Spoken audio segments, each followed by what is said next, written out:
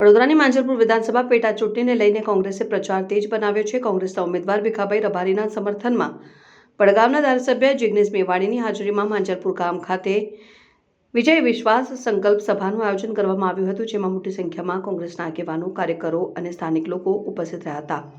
વડોદરાની માંજલપુર વિધાનસભા પેટા ચૂંટણીને લઈને કોંગ્રેસ ઉમેદવાર ભીખાભાઈ રબારીના પ્રચાર માટે માંજલપુર ગામમાં આવેલી પટેલવાડી ખાતે વિજય વિશ્વાસ સંકલ્પ સભા યોજાઈ હતી અને આ સભામાં વડગામના ધારાસભ્ય જિગ્નેશ મેવાણી મુખ્ય વક્તા તરીકે ઉપસ્થિત રહ્યા હતા। સભા સ્થળે પહોંચતા જિગ્નેશ મેવાણીનું કોંગ્રેસના આગેવાનો અને કાર્યકરોએ ઉષ્માભર્યું સ્વાગત કર્યું હતું। સંકલ્પ સભામાં કોંગ્રેસના ઉમેદવાર ભીખાભાઈ રબારીના સમર્થનમાં મતદારોને અપીલ કરવામાં આવી હતી। કાર્યક્રમ દરમિયાન મોટી સંખ્યામાં કોંગ્રેસના આગેવાનો, કાર્યકરો અને સ્થાનિક નાગરિકો હાજર રહ્યા હતા। સમગ્ર કાર્યક્રમ ઉત્સાહભેર અને શાંતિપૂર્ણ માહોલમાં સંપન્ન થયો।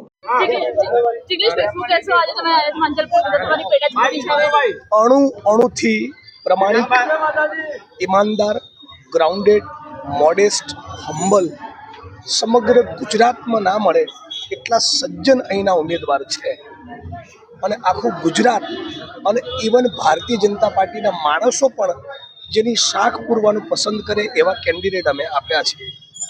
માંજલપુરની જનતા એના મગજમાં નરેન્દ્ર મોદી, અમિત શાહ, RSSએ છેલ્લા કેટલાક વર્ષોથી જે કોમવાદનું તત્વ મૂક્યું છે તેનાથી એકવાર મુક્ત થઈ જાતિ ધર્મનું કુંડાળું તોડી જંતર મંતર પર સંઘર્ષ કરનારા ઝેન્ઝીની જેમ ખોલીને તાકાતથી બહાર આવે તો આનાથી અદ્ભુત કેન્ડિડેટ ગુજરાતની વિધાનસભામાં બીજો મળે જ નહીં। અમને પાક્કી ખાતરી છે માંજલપુરની જનતા એ બહારના કેન્ડિડેટ કરતાં પોતાના ઘરના વડીલ જેવા લાગે, પોતાના પિતા જેવા લાગે, પોતાના ભાઈ જેવા લાગે એવા અમારા ઉમેદવાર રબારી સાહેબને ભારે મતોથી વિજયી બનાવી દાયકા પહેલાં એ જ્યારે મંત્રી હતા એમણે જે પરફોર્મ કર્યું હતું એને યાદ કરશે એવી અપેક્ષા રાખું છું। જીગેશભાઈ, શું કહેશો? હવે પ્રધાન ધર્મેન્દ્ર પ્રધાન જે શિક્ષણ મંત્રી છે એમને પણ રાજીનામું આપવું પડ્યું। નરેન્દ્રભાઈનો વારો, અમિતભાઈનો વારો, એક ચોર ગયો, બીજા બે ચોરોનો વારો। ધર્મેન્દ્ર પ્રધાન તો જાગી હે, મોદી અમિત શાહ બાકી હે। ગુજરાતમાં 34 પરીક્ષાના પેપર લીક થયા, એક પણ માણસ સાબરમતી સેન્ટ્રલ જેલની સલાખોની પાછળ નથી। એમાંના ઘણા બધા માણસોની તો ધરપકડ નથી થઈ, FIR પણ નથી થઈ।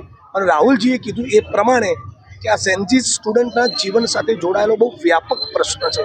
એટલે ધર્મેન્દ્ર પ્રધાનનું રાજીનામું એટલું નહીં, અમિત શાહ જેણે દીકરીઓને, વિદ્યાર્થીઓને ઝેન્ઝીસને આટલા બધા મરાવડાયા એનું રાજીનામું થવું જોઈએ। શરમનો એક અણુ બચ્યો હોય, નરેન્દ્રભાઈએ ગુજરાત અને દેશના ઝેન્ઝીસ અને સ્ટુડન્ટને સોરી કહેવું જોઈએ, માફી માગવું જોઈએ અને એક એવી શિક્ષણ અને પરીક્ષાની પ્રોસેસ અને પદ્ધતિ લઈને ભારત સરકારે આવવું જોઈએ કે ગુજરાતમાં કે દેશમાં ફરી કોઈ એક્ઝામનું પેપર લીક ન થાય। ભરતી કેલેન્ડર બહાર પડવું જોઈએ જેથી સમયસર ખાલી પડેલા સરકારી પદોમાં ભરતી થાય। આવું કરે એવા લક્ષણ નરેન્દ્ર મોદી અને અમિત શાહમાં ભાજપમાં દેખાતા નથી। એટલે સંઘર્ષ, ઇન્કલાબ, ઝેન્ઝીઝનો, NSUIનો, યુથ કોંગ્રેસનો, અમારો બધાનો જારી રહેશે। જીગેશભાઈ, શું કહેશો? માંજલપુર વિધાનસભાની પેટા ચૂંટણીની જાહેરાત થઈ છે, ભાજપ હવે એડી ચોટીનું જોર લગાવી રહ્યું છે, ફૂલ એફર્ટ નાખી રહ્યું છે। એમના ફૂલ એફર્ટ્સમાં બધાને આવું પડ્યું લાગે છે કે ભાજપ ગભરાઈ ગઈ છે। એમના ફૂલ એફર્ટ્સમાં 3 વસ્તુ હોય: આપણી કલ્પના બહારનો દારૂ, આપણે કલ્પના ના કરી હોય એ પ્રમાણે બ્યુરોક્રેસીનો, પોલીસ પ્રશાસનનો મિસયુઝ અને અહીંની જનતાના મગજમાં કોમવાદનું ઝેર ભરવું। આ 3 વસ્તુ એ જ એમની તૈયારી હોય છે। આ જ ધંધા કરીને આટલા વર્ષથી જીત્યા છે। એ અમારી રાજનીતિ, એ અમારા સંસ્કાર નથી, અમે નહીં કરીએ। અમે એક અદ્ભુત સજ્જન ઉમેદવાર આપ્યા છે જેમણે મંત્રી તરીકે ખૂબ ડિલિવર અને પરફોર્મ કરેલું છે। અમે માંજલપુરની જનતા પર છોડીએ છીએ, અમને ભરોસો છે અમારું પરફોર્મન્સ ખૂબ સારું રહેશે।